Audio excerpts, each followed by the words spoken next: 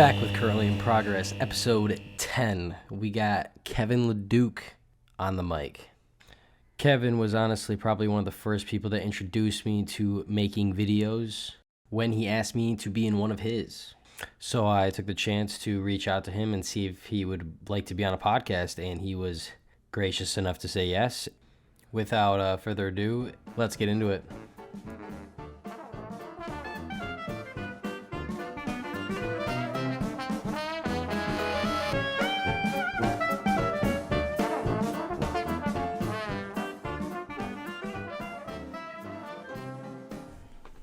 Now that I actually have it on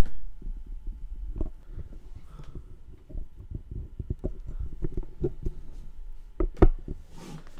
So that should be good. We'll talk for a second and then listen to it. Okay, now we're good. Sweet. We are live. So man, haven't seen you in a while. Yeah, it's good to be here. I think the last time we saw was at that at the wedding. Yeah, we crossed paths at a wedding. I'd say about a year and a half ago. Yeah. I caught you there. Yeah, it'd been the first time in a long time. What was interesting about seeing you is you went through such a physical transformation, right? Yeah. And I don't know if listeners know that. I'm sure people that have known you for a long time definitely know that. But you went through like this unbelievable physical transformation, and I know that you're here to talk to me, but I guess I'm kind of curious. Yeah. What kind of reactions do you get when people see you after a long time? Do they recognize you? No. I had one dude at from high school that I saw him. It was during COVID, so I had a mask on still.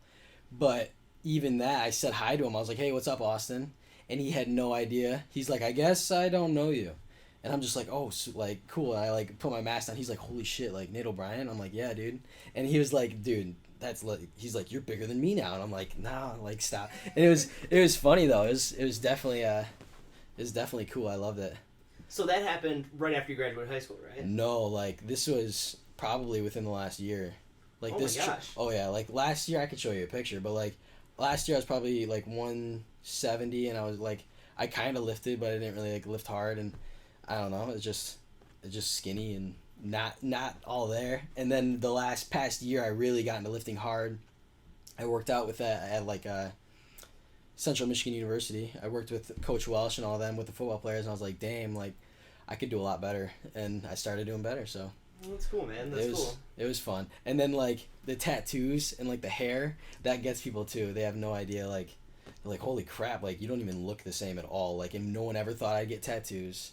No one ever thought, like, I don't know, just breaking the social norms. Well, everyone has preconceived notions of who they believe somebody is. Mm-hmm. So then when you step up and break those preconceived notions, it's kind of like, what the hell's happening here? Yeah. Who's this guy? Who's this guy? Yeah. No, it's cool too because like, and I like telling people this, but I got voted most likely to stay in Beaverton. Obviously, like if you would have knew me in high school, like you did, like easy. And now I'm sitting here, like I just bought a van and I'm trying to travel the world or travel at least the country, and I'm like, this is not what people would have expected. That's so awesome, man. Yeah. Well, it's great to be on here. I'm excited to talk with you a little bit and see what else you have going on. So what have you been up to? Where have you been working? So my journey's a little bit of an interesting one. I'm in communications primarily, all over the place really. So right now I'm working at our local community foundation. It's the Midland Area Community Foundation here in the city of Midland, Michigan. Mm-hmm. And we're doing all sorts of philanthropic ventures, and we're a lot of different things to different people in the community. So we're doing everything from scholarships to our annual River Days Festival, to we run the Santa House in downtown Midland during the Christmas season. Cool. We also just do proactive grant making, so that is assisting nonprofits in need, really reacting to community needs. We're a huge force in stepping up in the wake of the COVID-19 pandemic, and then also there was devastating flooding here in Midland about a year and a half ago, and we've really been the driving force behind making sure that we're pulling people together to collaborate within the community to make a difference, but also our normal processes of just assisting nonprofits. Mm-hmm. And the work we do is awesome, and I absolutely love it, and there's a rewarding aspect to working in the nonprofit field, but when you're talking about all these different ventures we're involved in, all those ventures require a communicator. I'm the communicator for the foundation. So in reaction, those all become my projects. Yeah. And then our leadership, I support all of them. So I become communicator for them as well. So really it's a extreme project-based oriented job. Yeah. So I just have to make sure I'm managing my task list, and I'm working around the clock to check different things off the list, whether that's a traditional press release that goes out to our paper media outlets, whether that's advertising on social media, whether that's social administration, whether that is video production, whatever calls to me is kind of the reaction I'm going to have at that particular position. So honestly, I'm really all over the place in the creative field right now. Gotcha. So like, what did you do previously that kind of got you into this field? Like, did you do any like multimedia stuff prior? And like, so I'm classically trained in broadcasting and film. I have a degree in broadcasting, have a certificate in film, and those were my areas of expertise. I was working for our local municipality in the social media side. Yep. So that is supporting government communications through social media video. And right now video is in such an interesting space too, where if it catches the eye right away, people are going to stick with it, but you have to be short, concise, and to the point. So it was a challenging job of understanding how to create in this new field, especially when you want to be a creative. Everything's so close to you, and you just want it to be these large, extravagant, beautiful, creative processes, and it comes down to this one awesome piece. But then really the work that I've been doing is on the flip side of how do we get a message across concisely so people see it, because not everyone sticks with video now. Mm-hmm. So a lot of my work was in that short form video space. But even at the city, I was able to work for Midland Community Television and assist community members with creating their programming. And if anybody wanted to do any nonprofit programming, even podcasts similar to this, just helping people work on whatever their project is and get their creative piece off the ground. Gotcha. That's pretty cool. So like when you were doing like the short stuff, because you kind of see that now, everything is going like social media wise is going towards that. Like YouTube has shorts, Instagram Reels, all that stuff. Like it's crazy how that like actually did transition over, because you went from TV, like long form, all this kind of stuff, to now like the world is thrusted into this short form, and the attention is just like, the attention spans aren't there anymore. So that's kind of why you need to like have that short form, I guess. But it's just a weird time. Yeah, it's actually unbelievable when you think about where we're sitting at with media, and specifically video production in general. If you're classically trained in video production, you're taught about the process of creating film and writing script, and story is always king. Yep. And I still believe that no matter what you're making, your story is king, and everything else around it services that story. So you've got your story at the top, and then you've got all these pieces that need to fit into it. But there used to be a way that you would formulate these stories. Mm-hmm. And it's kind of adapted over time depending on the medium you're working on. If you're looking at a feature film, like you can pull up a script and you can see exactly when the moment is, that if that moment doesn't happen, the rest of that movie doesn't occur. And it's usually almost always right at the 10-minute mark. And there's a specific formula that goes along with that with every long-form media piece. That's cool. But then when, television rolls out, it has its own format. Yep. Then you have long-form television, your 1 hour long shows. Yep. It has its own format. And then YouTube really became this pseudo 10-minute format within the last 10 to 15 years. And we've taken our time figuring that out, how to tell stories in short bursts like that. But now we're scaling it back to 30 seconds to a minute. And Vine really pushed the envelope in getting that off the ground. And I think when people think about Vine, or now TikTok, they're thinking specifically like, wow, that's cringe content, or that is comedy, or that's this. But if you really take a step back and look at each of those Vines or those TikToks, they all have a story. Yep. So how are they getting that story across? And that's what's so cool, is watching so many young creators really push that envelope and get there. I talk to people all the time that are in the video industry or in broadcasting, and they absolutely hate this short form production. But they're really standing against progress, because you can learn so much from those younger than you. I think we always look at everyone older than us as being these beacons of knowledge. They're wise, and we need to look up to them. And how do we access their knowledge or get to where they're at? But honestly, talk to the youngsters. They're doing things that we never thought of. Because when you're young and you live without schedule, and you live, your purpose is just to exist. Yeah. And you might not have a job, and you might not be in school. And I'm not saying that about all creators. A lot of these creators are working their ass off to get to where they need to be and putting their hours in every single day. But you think about the wild things that happened in your junior and senior year of high school, maybe in the summertime or on spring break, and then the next day you wake up and you're just like, oh, it's just another day, and yesterday just happened, but then 10 to 15 years later you're telling stories about it like it's the most monumental thing that's ever occurred to you. Yeah. It's because at the time when it was occurring, you were living with no structure. So, and I think they're creating with no structure, and they're putting content out with reckless abandon, and they don't even understand how they are setting the world on fire with what they're doing. Yeah. And I think that is incredible, because those of us that are older, that are operating in such structured spaces, it challenges us to think outside of our own box. Yeah.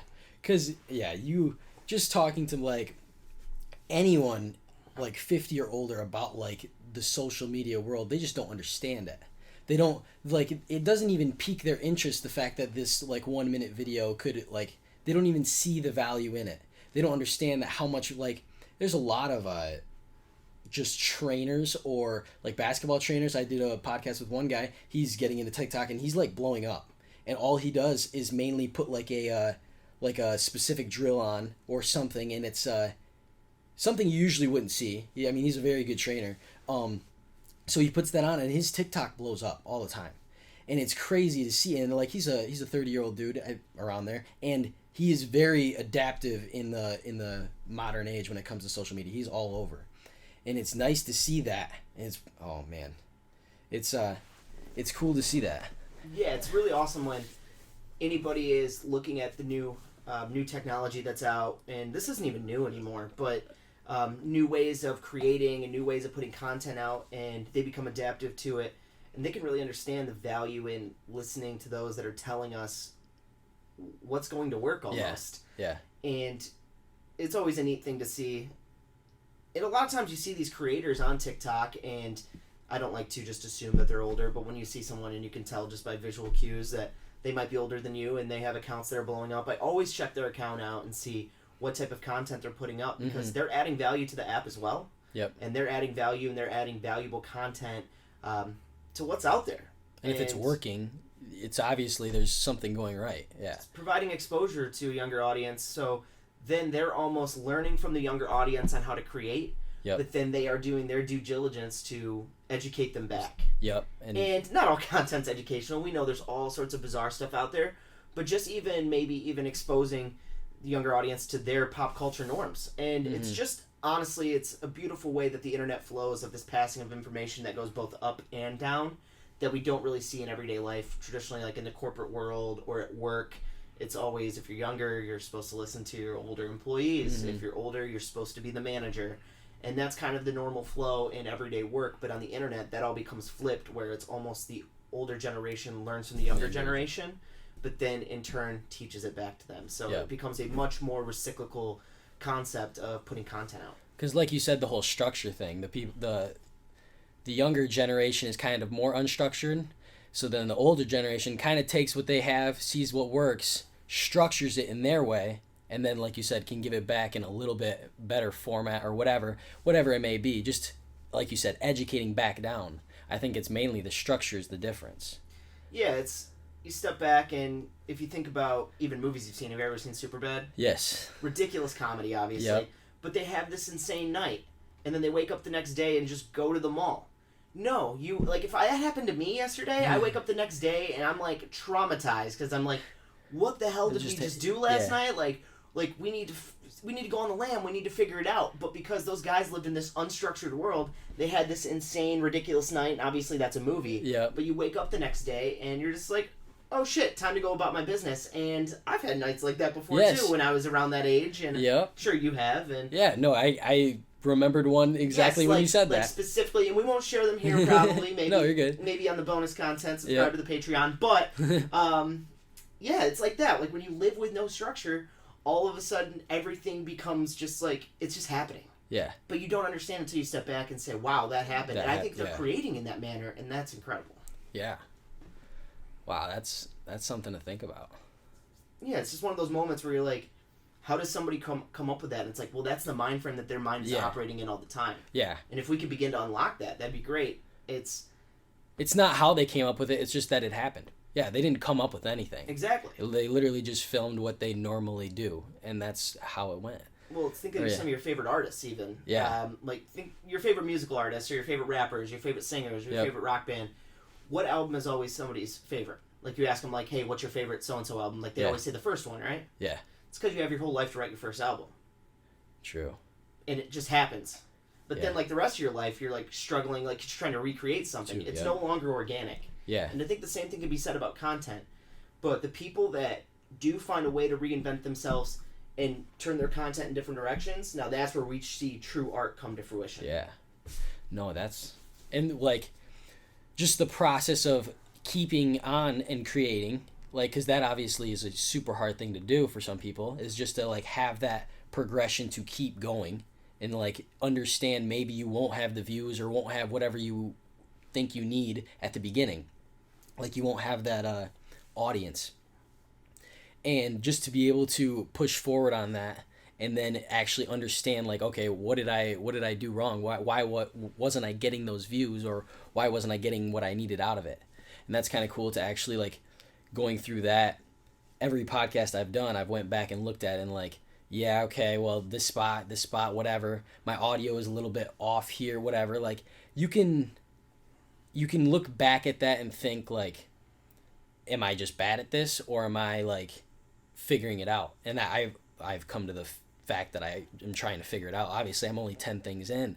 Like, I got a lot to learn, but it's cool to reflect on what you do and then just progress from it. Because if you just reflect on what you do and it just doesn't, like, you just think you can't do it anymore, like, it just is so annoying. Like, you just don't want to feel that way. Well, you're creating to create. Yeah. And that's what's beautiful about the process that you're taking here, is you're not going into it with this fleshed out, full developed idea that, and I think that haunts me a lot of times when I'm creating, is you have this, oh, this is the vision, right? And it's got to fit this vision. And you might have years, like I have ideas I've started years ago that I've never capitalized on, podcasts I haven't started, videos I've never made, short films I never went and produced, because you have this vision of how it needs to look at the end. But at the end of the day, you can't be a creator unless you're creating. So Yes. you have to have love for the failure. Yep. Because those moments that aren't perfect are the ones that are going to teach you more than anything that worked does. So, or anything that you just didn't attempt. And you might put something out and you might get hate, or you might get people coming back and saying, wow, this could have been worked here or worked better. Mm-hmm. Those are the ones you're going to learn the most from. It's really about, hugging your haters, honestly. So if you have tons of support and people tell you you're great all the time, you're probably not going to work on yourself, and you're not going to work on your craft. Yeah. And it's the same thing individually. So if you're making podcasts and you go back and listen to it and you say, man, that was a slam dunk, put it out, you're never going to learn what you can do better on the next one. Mm-hmm. And that's what I find it's beautiful about the process you're taking with, you're just creating, because creators create. That's a cool way to think about it. And like the last one I did was with my one of my high school buddies, and at the end of it, I reflected back on it. I was just thinking, I was like, dude, he was happy he came and talked to me. I was happy he came and talked to me, and that alone should be enough of a reason to do it. You know what I mean? Yeah. Just like when you think about the grand scheme of things, just having those actual conversations with people, that should be enough. And for me, I record it just to show other people, but it's totally I think the fact that the microphone is here makes it to where certain people, obviously people that are used to talking like Right. this are used to it, but some people, they see that and then they immediately flip a switch and they're like, I'm focused, I'm going to be completely in this conversation. And you don't have that in life anymore. You don't have that you and me, we're here, focus.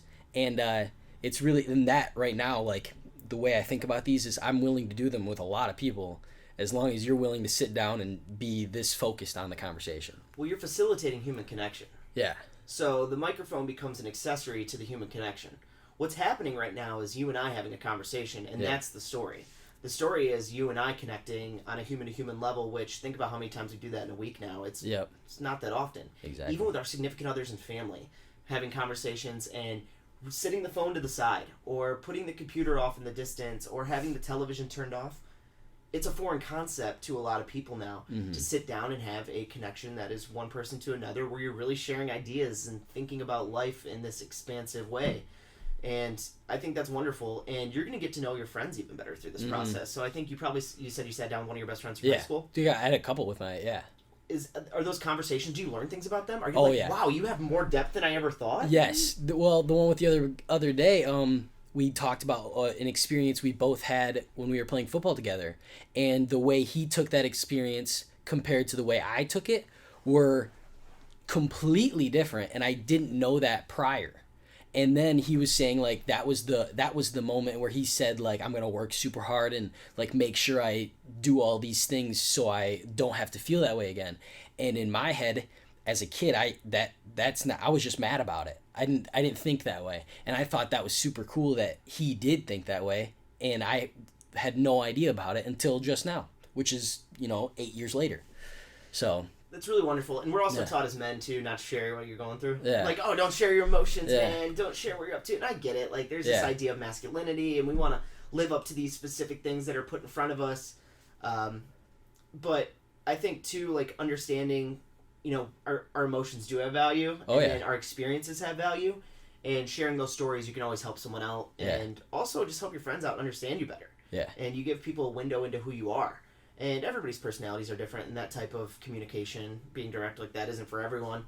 But you're going to be able to pull some things out of people because of this little tool you have sitting in front of you. Exactly. This microphone's going to be your weapon of conversation almost. Yeah, and what's cool too is I had two other guys, and it was Logan Hesbrook and then Ryan Duvall. We talked about mental health and their like process through like suicidal thoughts. Yeah. And like their rehab and stuff like that. And Logan literally straight up, and I know Ryan really hasn't talked, just because he's one of my good friends, I know he hasn't talked to too many people about that publicly, so it was kind of cool that he was willing to do that. And then Logan Hesbrook, right in the middle of the podcast, said, well, I guess I haven't really told anyone this but my family, and then went on with his story about how he went to rehab. And I was like, dude, like the fact that you are willing to talk about that with me on this is just like, I had no idea that this is how this was going to go at all.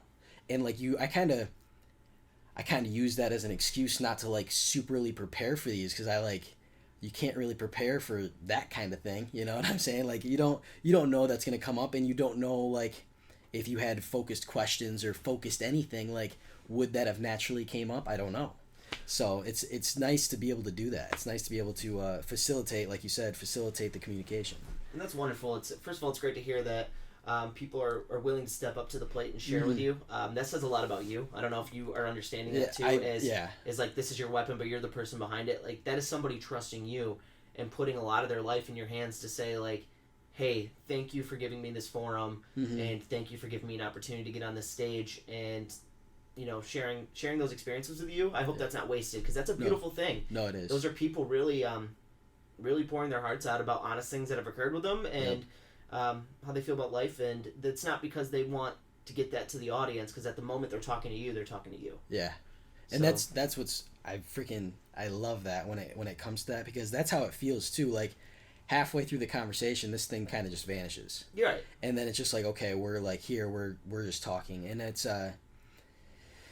I mean, it's a trip, because you get that. I mean, not only those situations, like talking about like mental awareness and stuff, but you get other conversations about just life and like mindsets that people like took throughout their like journey, and like this quote or this something has really meant something to me. And it's like you always read those, like people like reading those like inspirational quotes, and one of my buddies, again, like he loved it, like he lives by those. People live those. Yes, that becomes them. Yes. And it's such an identity thing. It's crazy how that works, and how you can by communicating, how you can see that, and like now I can reflect back on stuff I remember from this kid, like when we were kids, and it's like, okay, if he was thinking this at that time, like way back when, like I can see that.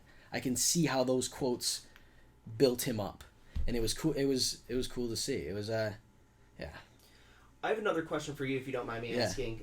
So we spoke a little bit about your physical transformation within the last year, in terms of like getting shredded and beefing up and getting where do you want to be physically. But in terms of high school, your height was so much shorter than everyone else as well. So you've almost went through two physical transformations in your adult life, where really it was right around the time you turned 18, you went through a huge growth spurt. Correct? Yeah, I had like 5 or 6 inches. Yeah.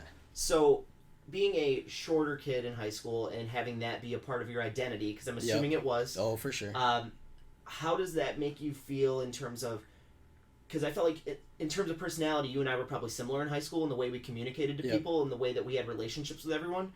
And just knowing you, like, I would assume that you were probably universally loved. I don't mean that in a weird way, but no, like, it's very you had true. great relationships with everyone in high school. People look to you to be, a trusted, empathetic person because that's who you actually are. Yeah. Which, not a lot of men operate in that realm. Like maybe if you would have been 6 foot tall at age 12, you might have been like very, very masculine in nature or very aggressive in nature or a different way. Like, how do you feel? Your height has shaped your personality in terms of the way you communicate with everyone? Man, I like this. So, when I was a kid, there's a lot of times where like, I figured out really early that you can't let really what people say affect you. So, being called like shrimp and short and stuff at a young age, it really like. There was I don't know when it was. I think it was like 6th or 7th grade or something where that switch flipped. And at no point, if anyone called me a name, I would like laugh at it. I was like, dude, that was a good one. Like that's funny. Like I would admit that it was funny because I was like, I'm short. Like I get it. Like it's funny.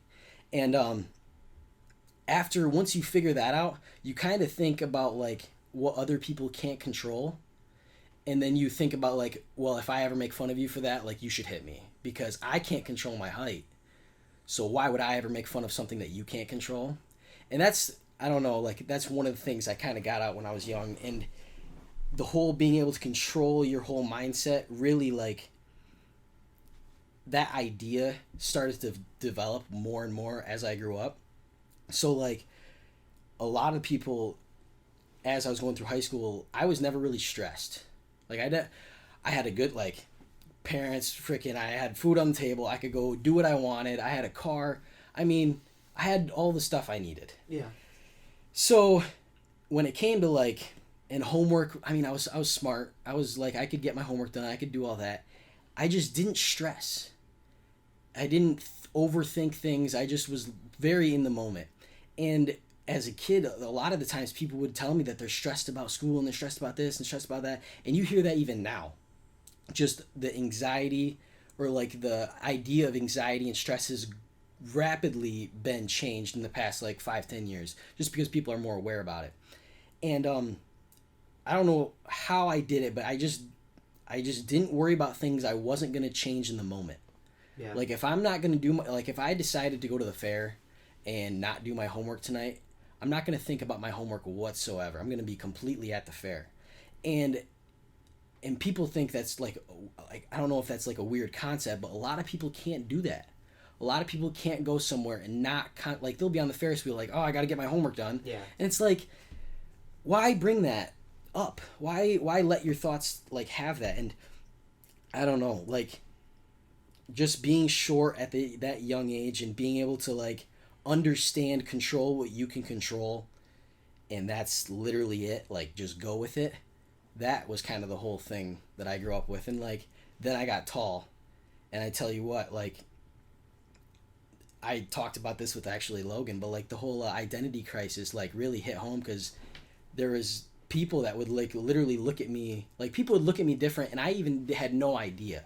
Like people wouldn't talk to me, and people like wouldn't come open up like to me as much anymore, like at like bars or social gatherings is what I'm trying to say. Is like I just wasn't as open of a figure because I wasn't like, you didn't look as approachable. Exactly. And you don't look as like, if he does say something, like I can just either like I can control, like people thought that they could control the situation with me, and I was like, I didn't care if they tried to because I don't like at the point I didn't care. Like I just met you, dude, like let's have a conversation, whatever. But it was definitely a change because once you get, I guess, taller or just look more of an adult is really all it was. And then people started taking you slightly more serious. People that I didn't think would take me serious took me more serious, but the people that still knew me didn't. You know, nothing changed there. Right. Like, you know what I mean? Like, if you knew me back then, you still know me now. But certain people would come up to me and it was just a different vibe, and I never really understood why until recently. And I was just like, okay, well I get it. Like, I understand that now. when you look at people, like, sometimes people are really centered. And when I say centered, that means they're grounded and they know exactly who they are, where they want to be. They know where their choices come from, and they're sure of themselves. And I think you've always been a pretty centered person, even when you were younger. So being that centered person, I think you providing an outlet for a lot of people to come up and even say, I understand people should never, ever be ableist, make fun of people's height, things like that. You took it with a grain of salt, but people being able to come up and just say whatever to you or joke with you because they knew you were approachable and they could do that, that probably provided people a lot of joy in a non-negative way because of the things that they have going on. It puts a smile in their day, and that's a gift. Yeah, and at, like, I try to do it at work all the time, too. Like, that whole being approachable and being, like, a beacon of some sort of, like, normalcy, I like to do that at work. And it's just, I'm the manager. I'm the fun manager. At least I like to think I am. Yeah. And it's just, like, I can still, like, talk to you and get stuff done and make sure we're good. But, like, I'm also going to ask you, like, how your day is. I'm going to joke with you. If I have, like, a weird nickname. Like, there's one kid, his name's Nick, and I just call him Nikolai every time. And he literally looks at me, and once he sees me, he, like, knows I'm going to say it. Like, it's just fun. And just having those kind of, like, relationships and being able to do that, it does let people open up to you more. And, like, as a manager, they always come up and, like, hey, why is this happening? And I'm just like, and I, like, as a manager too, I gotta play both sides. Like, I gotta, like, obviously be like, okay, I can't tell him what Chris would not want me to tell, like, my boss would not want me to tell him. But I also gotta tell him enough to where he gets appeased. And I just usually play dumb, like, I don't know as much as I do. But it works, and I try not to hurt anyone's feelings, because guess what? At the end of the day, it's a retail job. I mean, like, we're not working for much. We're just trying to pay bills here. If we lose this job or whatever it comes of it, because there's a lot of times where people, like, a lot of people at Dunham's are retail, but it's a seasonal thing, kind of. Right. So after Christmas, like, hours go down, and people don't really, like, a lot of associates don't really know what they're in for, and what they're in for is no hours. And I like to warn them, but I also can't, like... Yeah, the money's gonna get worse, guys. Exactly, and it's just like, I warn them, but I also have to kind of keep that, like, a little bit in the backstory, because I need them to stay for all of December. Of course. It's a weird situation. But what were we talking about again? That's how these work, right? I know. Just talking about life, it just expands. But yeah, no, it was the whole, and, like, we'll get to this now. One of the things I wanted to bring up is I remember doing that video, what is it, something about not being a Yankees fan, or beware of the Yankees fan or something. And I look back at that video and we talk about transformation, man. Holy crap. Like, you remember what I look like in that video? Like, it was You looked like a kid. I was a child, and I was probably 16. For the record, the video scrubbed from the internet, everyone. You'll never see it. Really? You'll never see it. There's some themes changed, right? Like, fair. The theme of that video doesn't get made in 2021. Oh. And if you remember correctly, it was... Yes. I mean, it was pretty serious, and this is something I'd open up about. It was pretty serious about... It was a knockoff of an old 50s video that I saw actually in video production class. Yeah. And the video, the idea was basically... like, don't get in cars with a stranger because they might be, they might be basically a pedophile, which is, like, a really serious content, but, like, the PSA itself was, like, hilarious. It was made in the most ridiculous way, but it's extremely dark. And understanding that, making that and relating it to somebody else's fan base, and I'm a huge sports fan, so, like, I root myself in some real insane sports actions, and I would never make that video again in 2021. Yeah. I understand that now. Because of A, me as a person, but B, society and the way it sits. But I think that's growth and understanding, being vulnerable too, and saying, that's who I was, but that's not who I am. Yep. And that's growth as well, as just recognizing your old content and just saying, I think I'm in a way different space at the time than I was when I was 19 or 20. That does make sense. So, I mean, I obviously was a part of the video, and I understand, like, at the time it was hilarious. Like, when you watch the 1950s video of it, it was funny because it was done so poorly that, like, the message was just, like, it would go over your head any other way. Yes. But no, back to you were a kid then. You weren't, like, literally a kid, but you weren't. You were an adult man. Yeah. You were basically an adult man in terms of age, but Yeah. in terms of body structure, you looked like a kid. Yeah. It was not good. It was not. Yeah. Funny. Another funny story, and I like telling people this, and I don't know why, but I went to the doctor when I was like 17, 18, and I got my hand x-rayed because they can x-ray your bone density and compare that to other like age groups. When I was 17, I think it was 16 or 17, I had the bone density of a 12-year-old. Wow. Yeah. And I tell you what, they told me, just take vitamin D. And I was like, oh, well, like, okay, a vitamin, like, what's that little pill gonna do, you know? And literally, like, 6 or 7 months later, that's when I started growing. And I was like, man, that's weird how that works. I was like, I drink a lot of milk. Like, I didn't think ever that I wasn't getting enough vitamin D. And that was, like, the determining factor. I was pissed. I was like, why didn't I know this 3 or 4 years ago? Exactly. But, no. So what I want to talk about, like, crazy sports. Yeah. You're a big fan of what soccer team down... I'm a season ticket holder for Detroit City Football Club. Yeah. Which is a professional soccer club in the north. It's called NISA is the name of the league. Yep. Basically the National Independent Soccer Association. So Detroit City Football Club plays in the second or third rung of what you would determine a pyramid here in the United States. For, like, the hierarchy of, like, soccer leagues? Yeah, or? if you look at, like, professional soccer around the world, and here's what's different about American sports compared to most sports everywhere else, and it's just the way we set up a capitalistic society, which I'm not anti-capitalist, so I don't want that to be construed as, like, I'm sitting here being anti-capitalist. We'll save that for another podcast another time, because I do have thoughts. But when you look at the way that leagues are structured, specifically in Europe, so take a snapshot of England. Yeah. If you're a fan of a specific team, maybe even in your township. So let's say, that can be like let's say Hay Township has a team. You are a fan of that team in Hay Township, and then their league might have 10, 15 other townships in it, and then if they get to the top 1 or 2 positions, they move up to the league above them. Okay. And you can continually build. So you hear of these larger teams in England at all times: your Liverpools, your Manchester Uniteds, your Manchester Cities, your Chelseas, your Tottenhams, your Arsenals. Like, everybody is a fan of these specific clubs, but on any given year, those clubs could bounce down to the league below them. Yeah, they just don't because they're that good. Correct, because they have enough money to spend, and they're buying specific players, and they're getting themselves in specific positions. But there is opportunity for the lower teams to get correct. up. You can always move up or be pushed down, depending on your performance.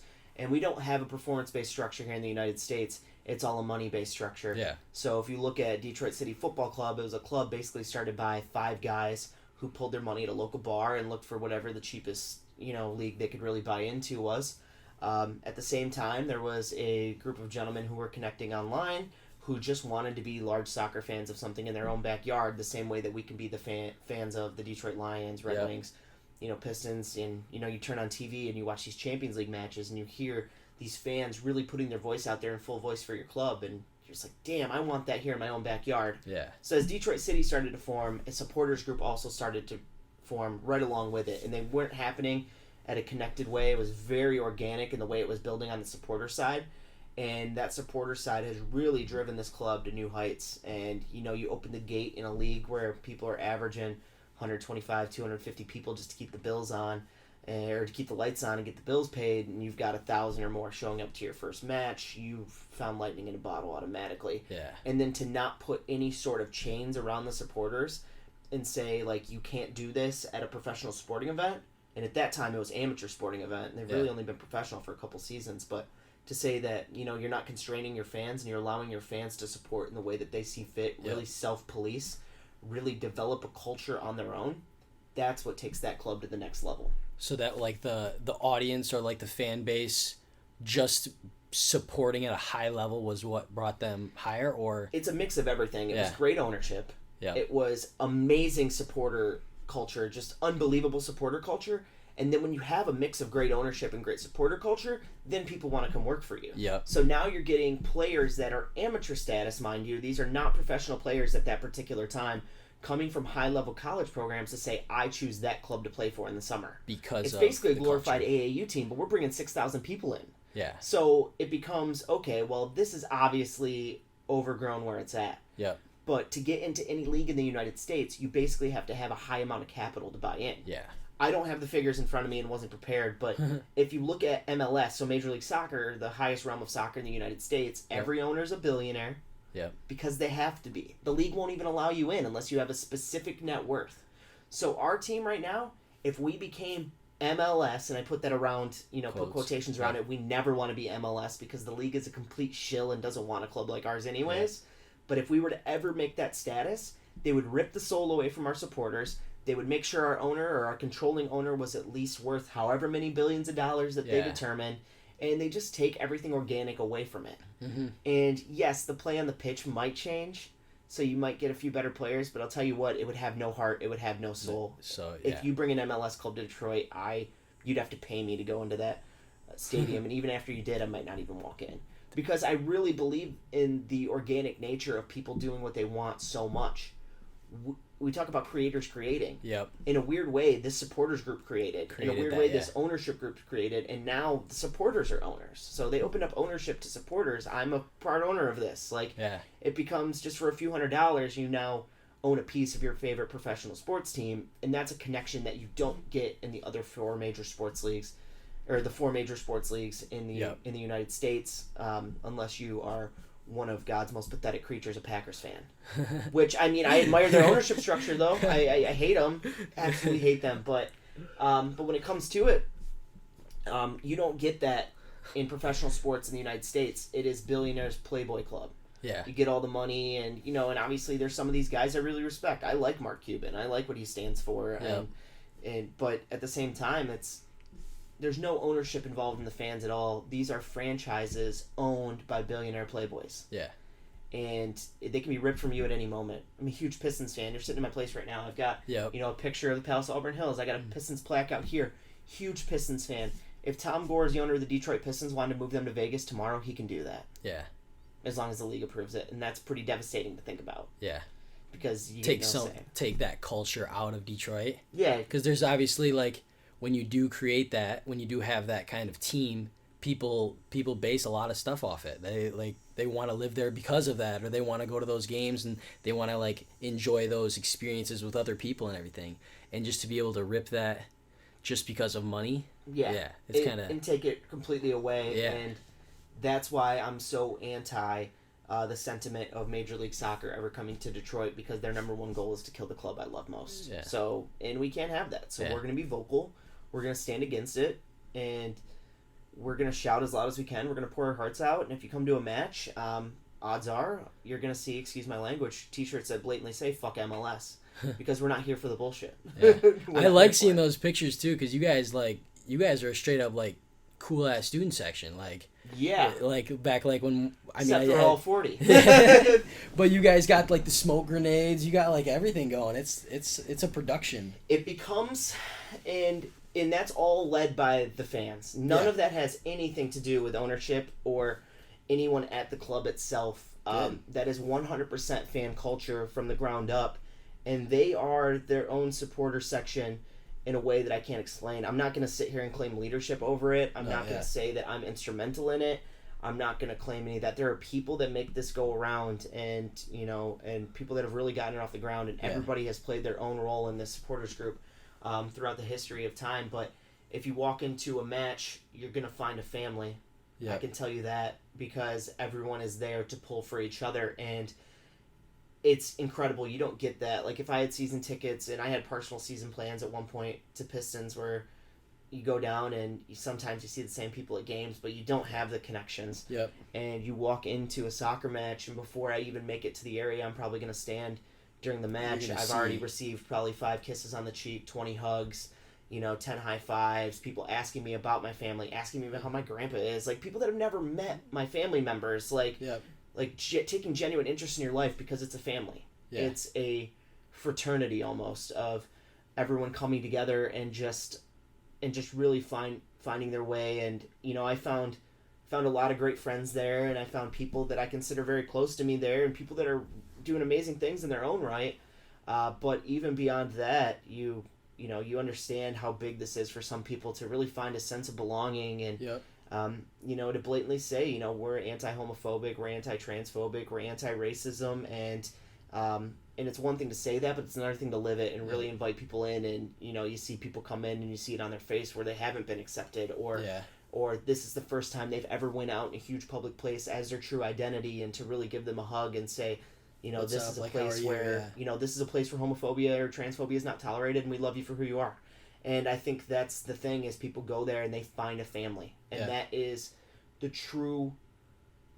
what truly makes sports special, is it can help people heal. And that goes across every level. It is found in professional sports in the United States, but specifically for me, there's no more special spot than a Detroit City Football Club match for connections. Yeah, and it's big, like as you explained, it's culture, and like developing a culture. You always hear like ways to do it and blah blah blah, and like keeping the consistency and all this other things, but like I don't even know if you can actually develop a culture when it comes to it. Like people just, you get the right people in the right areas and it develops itself. Right. And like when you have, because you don't need to preach it. If it's a good enough culture, you shouldn't have to preach anything. You shouldn't have to explain it. It should just kind of be something like you're saying, how like at Detroit it kind of just happened.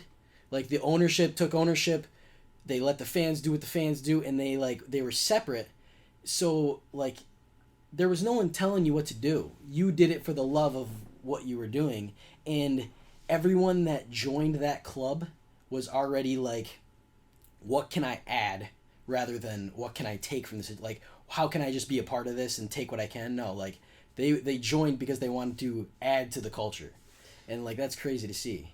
The concept of building culture is extremely interesting because it has to be organic. And I think that's what everything lacks so much, specifically in, you look at community leadership, or you look at, specific sports teams, and they always say, like, we're trying to build a culture, we're trying to build a culture. If you're trying to build a culture, you're already 10 steps behind, because you need to just build. And you need to look at ways of how do we influence this to be the best thing that can possibly be. And it's going to take buy-in from a few core individuals at first, but eventually things become second nature, and it comes to a point where if you walk into, if we use Detroit City as an example again, you walk into that supporter section, you know what they're about. Yeah. And you might not believe in it on the same manner that we do, or the same manner those fans do, and you might not preach the same things, but it doesn't matter, because that group's going to be true to who they are. Yeah. They're not changing tomorrow. It doesn't become sanitized, and that's the idea of, if MLS came, it would be soulless. Yeah. It would have no heart. It would have no passion behind it in the same way, because it's not going to have the same connection to the community. And that control would come up, like, that sense of control of the MLS would, obviously ruin it. It would just rip everything away. Yeah. It would just shred it. And that's the real problem, I feel, with sports fans in North America, specifically in the United States, is there's no soul. Yeah. There's no heart. There's no passion. Yeah. There's no belief in my club above all. Yeah. There's, Yeah, you see that in like sport, like basketball now, and more baseball, just places where obviously more people get traded, but people are getting traded on the sheer fact that they just don't like the town they're in, or they're complaining about things that aren't to the game, and it's crazy.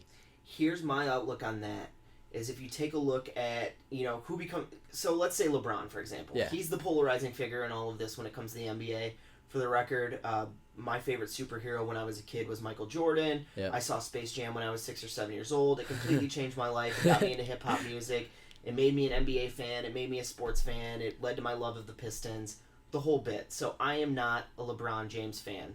Gotcha. But the moves he's made and the way he's operated as a businessman, I think, are giving us more insight into the way that these professional workings roll than anything else is at the moment. And I think we can take a lot of lessons from him really controlling his destiny and moving around spaces, because he's almost showing us there is no culture. Yeah, that's what I'm saying. He's given us that example of saying, like, there is no culture here. Like, why would I stay here? Why wouldn't I go to the place where my kids have the most opportunity?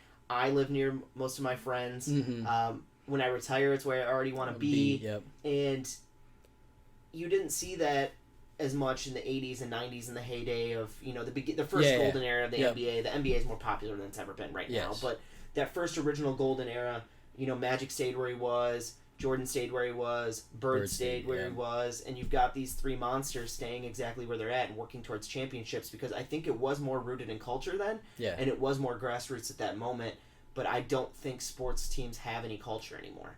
Yeah. I don't think professional basketball clubs are that different when it comes to fan bases, and that hurts to say as someone who is an enormous fan of their team, and I hope I'm wrong. So if you're listening to this and you disagree, I 100% hope I'm wrong for the record.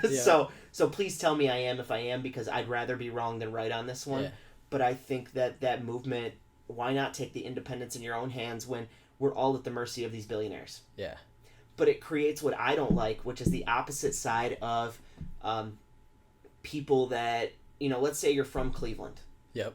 And I'm sure this is the case. If you went to a Cleveland Cavaliers Los Angeles Lakers game, you're going to walk in and you're going to see a ton of Lakers jerseys with, that number 6 or that number 23 or whatever number he wants to play with now. And James on the back of it, because they're huge LeBron fans. Yep. And they're not fans of their club per se. And I find that extremely sad, because I'm all about support what's in your backyard, support what's here, give back to the team that's employing people, give back to the team that's adding economic vitality to your area, right? Area. I think it's crazy that you say that, because I am honestly, that's probably how I think about when I think about sports now. Like, I was a Miami Heat fan growing up on the sheer fact of Dwayne Wade. The instant Dwayne Wade left there, I was no longer like a Heat fan. Like, right. I wasn't about it as much. And I think when it comes to professional sports, like LaDainian Tomlinson was a big deal to me. San Diego Chargers. I still like the Chargers. I still think their jerseys are sick, and I still think they're cool, but like, I am not nearly as much of a fan as I was of the Chargers as when LaDainian Tomlinson was there. Yeah. And like, that's just kind of it's kind of weird to think about, and I never really was a big Detroit fan just because they didn't have the big star. And I mean, as a kid, you kind of, that's what you focus on. You focus on, I guess, the individuals. And you were slightly younger than me, so that going to work Piston team with Chauncey Billups, Rip Hamilton, Ben Wallace, Tayshaun Prince, Rasheed Wallace, they were probably a little bit over the hill by the time you really started paying too much of attention, because you would have been, 7 years old when they won that ring? Because it was 2004, right? Yes. Yeah, I remember that team, but I don't remember them being like the peak. Right. I don't remember their peak. Yeah. I remember I was already into NBA at a younger age regardless, but I remember being 10, 11 and watching that build, and then, they pull it together. I was 12 when they win the ring, and then I watched the downfall for the next 4 or 5 years, and I'm tuned in every single step and watching games, and, growing up as an only child, I poured myself a lot into, whatever's on the television, so. Yeah. And I didn't have a lot of parameters around what I could and couldn't watch, so I'm raised by NBA basketball and NYPD Blue, baby. So, that's just kind of how it was. I'm watching series programming, and my favorite reality show was the NBA, so so it hurts. It hurts to see people, and I know I know that's, hyperbole, be no, it doesn't. No, it does. It pisses me off to see people that I know were in those stands worshiping the ground that the Pistons walked on, to roll up and step up to me with a LeBron jersey on or whatever it is, and I hate it. Yeah. I absolutely hate that stuff. If that's your guy and he's on your team, that's your guy, and I respect that, because you should support your guy. But he ain't on my team, and he's from Ohio, so I don't care. I don't care. Dude, driving through Ohio is one of the worst things ever. Oh yeah. It's so horrible. I don't get it. You just get a nice selection of the most beautiful corn in the United States, and it lasts about 8 hours, and you're in Ohio longer than the actual trip. And and it's only one state. I will say this: the turnpike's always well taken care of, but it's because you're paying to get on it. so you're also $40 out because you got to pay all this money to ride across the state. At least stop at Cedar Point or get yourself something on the way through. Yeah. I've spent some time in Cleveland. Cleveland's a cool city, and I think, it becomes, they're a rivalry, but I really enjoy metropolitan areas of all types. Yeah. Just about anywhere you can find, booming, awesome, cool metropolitan spots, and we all like to take shots at other cities, but I just think it's beautiful to watch people assembling, and I'm sure you could tell from this conversation, I'm just big on neighboring and community connections. Yeah. And anytime you can go to an area and people take pride in where they're from I think that's beautiful. I absolutely love the city of Detroit. I stayed there for 10 days in Airbnb recently, but I'm down there, once or twice a week all the time. And maybe that'll be home one day. But I also want to be conscious of going to a space where I can have return on investment from entering a community Yep. rather than going in and taking anything that's already there in place or add to any sort of unfortunate gentrification that's going on. Yeah. But yeah, I mean, even a terrible place like Ohio, they're building their own communities and doing their things. It's just, hey, that's little brother though. They're down south, and that's not even a sports rivalry thing. It's just, hey, we're Michigan. We got Yep. we're surrounded by gorgeous lakes and Yep. awesome nature and just life. just so much cool stuff that you can do. So Yeah. So when it comes to like metropolitan areas, like traveling, how many cities have you been to, or like what was anywhere cool that you've been, or? there's a lot of spaces I find interesting for different reasons. New York City is always wild.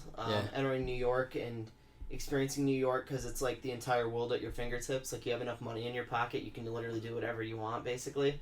Just because everything is there, right? Yeah. I mean, you've got access to everything you could ever want, every kind of food you could ever want, every kind of specialty shop you could want, every type of community you could want. Really important culturally. I mean, cool from an architecture perspective. Yeah. Just New York City has it going on from so many different perspectives. What I always find interesting about New York is when you step into New York, it's almost as if you're in a movie. Yeah. Like everything is really, really familiar. Have you ever been to New York City? I have not. So you step into New York City and it doesn't feel foreign at all. Like you feel like you've been there before. Because you've probably seen it in so many because movies. in our brains, the way we like process things and the way we look at things, like you walk into Central Park and you think you've taken that walk before. It is absolutely insane. So that's what I like about New York is it's just like it's the Mecca, like it's the hottest thing. Yeah. It's not somewhere I think I would necessarily want to live. I think Philadelphia is an awesome city. Yeah. Talk about a city with its own culture and its own toughness and its own grit. It's an awesome city. Boston's got a lot of cool merits and it's laid out in very specific ways. So you've been cool a lot history, of a lot of heritage. the East Coast, right? Yeah, I've hit a lot of the East Coast. Yeah, okay. I've never been to Los Angeles. No. The furthest west I've went is Phoenix, and Phoenix is just like a newer urban sprawl, and I can't really even wrap my head around what they're trying to do up there. And I definitely think I'm more of a Midwest or East Coast kid. Gotcha. If you're talking for permanence. But I would really love to go out and explore the West Coast, which you're getting to do soon, and I'm extremely jealous of that. Yes, I cannot wait. Do you have any spots that are like really circled on your calendar? Well, we got, obviously I'm going with my brother and I'm going with another buddy of mine, and we got kind of different tastes, obviously. But me and my buddy Ian are big lifters. Okay. So we want to be hitting up gyms, and we want to be going like on hikes for national parks and stuff like that. And we already got I'm gonna get the national park pass for that bus that I got. That's awesome. So then I'll be able to go. I mean, I'll have plenty of places to explore on the way there. And one of the places we want to see, and this is kind of like a creative or an influencer thing, but have you ever heard of Bradley Martin? I've not. No. He's just a big lifter. Okay. And he owns a couple gyms in California. And it's called The Zoo, and it's like the zoo culture. He does like raw gear, a bunch of other stuff. But he's just a funny YouTuber. He's awesome. And it would be cool to just be able to work out in his gym. Like, we've watched his YouTube videos in his gym before. And just knowing that he's been there and created and done stuff there. It would be kind of a cool place to see. And then the Muscle Beach. You always see like those guys on like literally on the beach, and they got all like the rusted like benches and squats and stuff, and it would just be cool to like go there and lift. And like, I mean, obviously I'd try to make a video out of it, and it's just iconic places like that would be really cool. I had another podcast with a guy that actually used to live down in California, and he might be I might be able to get into the West Side Barbell. I think it's Louis Simmons, I'm pretty sure. He has a gym down there too. Awesome. So I might be able to get into there and see how that goes. But then with my brother, it's more, obviously you know my brother, but it's going to be more, I want to go to like some comedy scenes. I want to go to like some music places. And like if I could podcast with people like that, that'd be just awesome. like hanging out, and I see and I don't know why, but I love saxophones. I just love saxophone solos are just amazing. So if I went to like a jazz place and I met a saxophone artist and I just had a podcast with him, like, that'd be cool. You ever been to New Orleans? Uh-uh. I've been to New Orleans. Cool town. I mean, Yeah, you got to go to New Orleans. Yeah. It's just music on the street and It's just everybody everything, playing yeah. jazz. And Yes. I don't know how deep you are into jazz like No, that, yeah. but it is awesome, man. You would Yes. absolutely love it. Dude. And that's the whole thing. I want to be able to figure out a way to make a living on the road, or just be able to make a living wherever I'm at in a new area, you know. And if I can, I mean, the plan is, if I can get like a gym at like a personal training gym, and especially down south, you make pretty decent money being a personal trainer because it's warm all the time. Oh yeah. Everyone wants to be good looking year round instead of just, you know, take that winter fall break, and like we do in Michigan.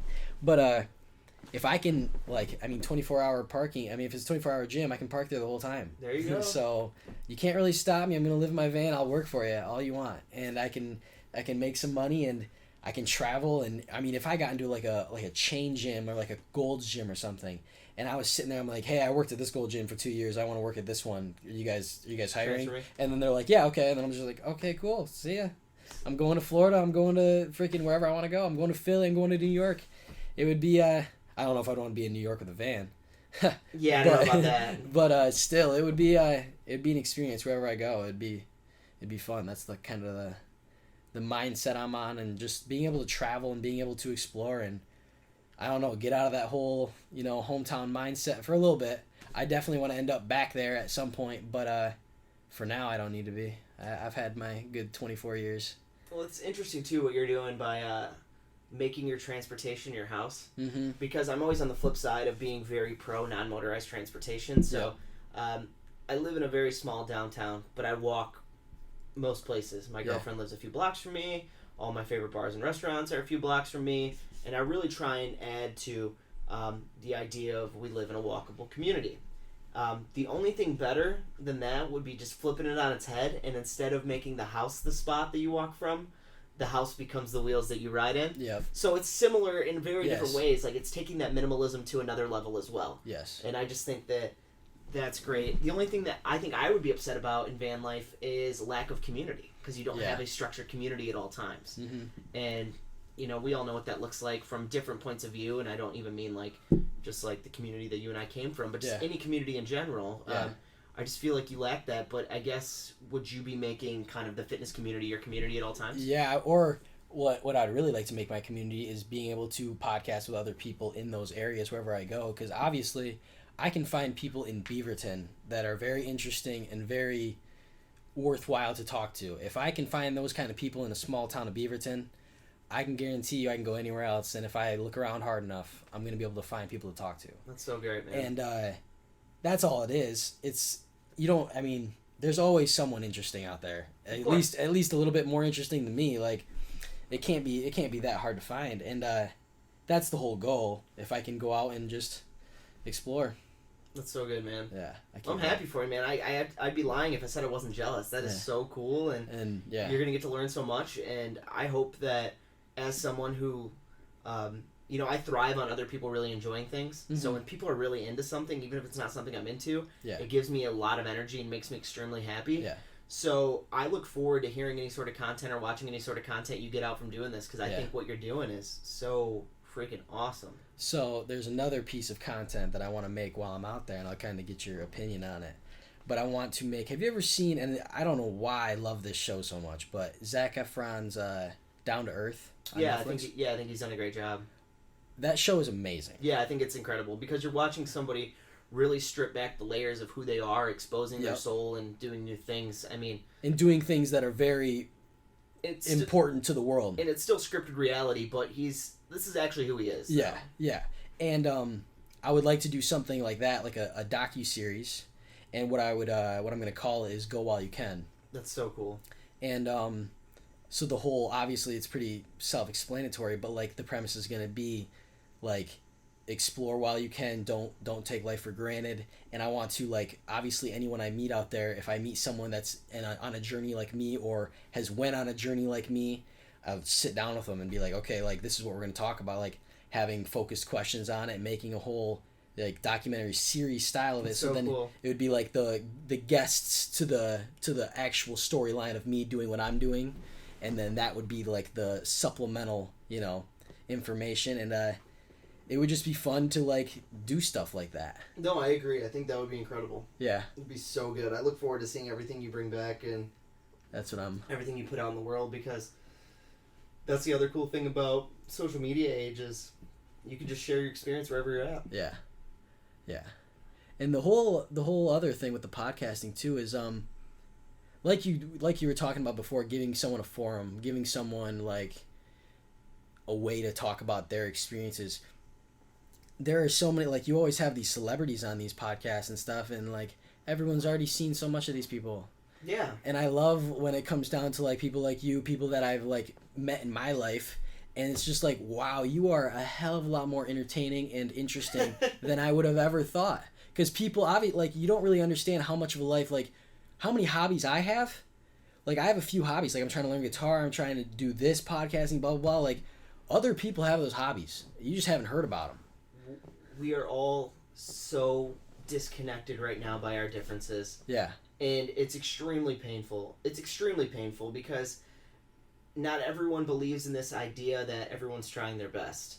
And I know that's not true. It's a utopian idea that everyone's doing their best, but I truly try to approach everyone like everyone's trying to do their best. Yeah. And there are a few things that I consider to be lines that like I wouldn't cross and I don't excuse, but we all have such different political beliefs or personal beliefs or like even philosophies on love and friendship and family and what these things are. But if you approach everyone from the idea that everyone's doing their best, you aren't going to sow those seeds of division. Yep. Just not. And just understanding that everyone is capable of love and worthy of love, and just, you know, even from a friend perspective or family perspective. And I think as a species, we have a lot of compassion to give, and why not fill the world with positivity rather than bullshit, right? And it just pains me to see people operate, specifically you see it a lot on Facebook, which is such vitriol or such anger, and it's like, I know this person and they're great, and it's like, why are they being so disgusting right now in this moment, specifically towards someone else I know they also love. It's like, you know, I think what you're doing is great because you're being able to just connect with people, and creating honest connections what we need right now. Yes. No, it's the social media is obviously, it's weird because that always comes up. Every podcast that comes up, it's just how it's divided and how it's changed the world. Yeah. It's crazy to see like technology, especially like in our age group. Technology has changed so drastically since, you know, like the Nintendo days to, like, I always, you know, refer to it as video games, but like you go from Nintendo, PlayStation 1 to what we have now, it's crazy. And like all those one of the shows I love, have you ever seen Black Mirror? I've never personally watched Black Mirror. No, you gotta watch Black Mirror. It's I'll check it out. I've heard good things. It's all like technology, like futuristic technology, and how it's like affecting us. But it's a lot of VR stuff, and it's a lot of just stuff that like isn't so distant, and it's pretty crazy to think about what the possibilities are when it comes to technology, and like how we've used them as such a crutch. I don't know, crutch is the best word. Obviously, there's a lot of the good things that come from technology, but just the way it works and the way like everything changes, and like you said, like being organic and like having these kind of conversations is just something I really like. I like sitting down and doing, because you're gonna lose it eventually if you don't use it. Exactly, 100%. And I like talking too much to let it happen over text or over Snapchat or over stuff like that. It's just not as meaningful or as useful, because it's time. I wouldn't say time wasted, but it's time not well utilized, and it's hard to figure out that, like, in nowadays, like, utilizing your time the best you can. Put the phone down and like go places and see people and do things. Well, I gotta go while I can. That's the whole premise. No, I really respect that, and I like that a lot, because you made the video game analogy and how video games have progressed, and you know, we're no different as people. So if you equate really the beginning of your life around when the N64, PS1 came out, and then you look at where the next game system went, where the next one went, where the next one went. So now, you know, we're all the way these generations ahead now, and then people are saying things like, how can it get any better? How can you get any better? And you can ask the same thing about yourself. Yeah. Like, how can we get any better? And as long as we're constantly moving on that and we're looking towards the next thing and just honestly living our purpose in a way that is unashamed and understanding, like, I have goals that I need to accomplish and places I need to get to, and if that's always your driving North Star, you're going to be great. You're going to be good. No matter where you're at, no matter where your van takes you, no matter what community you're living in, no matter what organization you're working at, as long as that North Star is always true north, like, this is where I need to get, then you're going to get there. Yeah. You're just going to do it. It's good. It's in the whole, like, mindset and, like, philosophy and stuff like that. It's crazy to, like, actually sit down and really think about what you're doing rather than, like, not about what you're doing. It's really crazy to think about why you're doing something rather than what you're doing. I agree. Because, I don't know, I'm getting to the point now where the phone is, like, such a distraction. I literally look at it and I'll purposely ask myself, why am I looking at Instagram right now? And then I'll realize, like, oh, well, because I'm a freaking idiot and I'm just picking my phone up out of sheer addiction or sheer just, motor control. I don't even know. It just happens. So then I ask myself why, I put it down, and I shit you not, 2 minutes later, it's back in my hand. And I don't know, that being able to realize why and then just setting it down and then actually getting away from it. Like, is this adding value to my life right now? Exactly. Am I waiting on a specific phone call or text? No. Do I need this right now? No. And it's such a thing, like, since we grew up with it so young, at least I did. I mean, I had one of the slide phones in 7th grade. Yeah. And it's just like, it's a long time to have something, and it's at such a young age to have something too. I can't stand seeing little kids with cell phones now, because it's like, dang, with what they can do now compared to what they could do back then and what you, like, exactly, what you can get addicted to. Exactly. It's crazy to think about. It is. It really is. Get outside and play with some sticks. That's what I did. It was Gotta fun. do it. Gotta do it. Okay, man. I think that was a pretty good talk. Awesome, man. I appreciate it. Thank you so much for having me on, man. I wish you well, and your next journey is gonna be pretty freaking cool. And I don't know when this comes out. Maybe when this comes out, you'll be on the road. I don't know. It'll come out right when I go out on the road. So October is super sweet. October 1st. This they'll start dropping. I'm big on dating things. Right now it's Tuesday, August 17th. So, in a couple months here, and you're gonna be ripping and roaring. That's so cool, man. You're gonna have a lot of cool stories to tell and a lot of cool people to talk to. So I can't wait. Thank you. Awesome. Thank you, man. I appreciate it. Yep. Oh man, that was sick.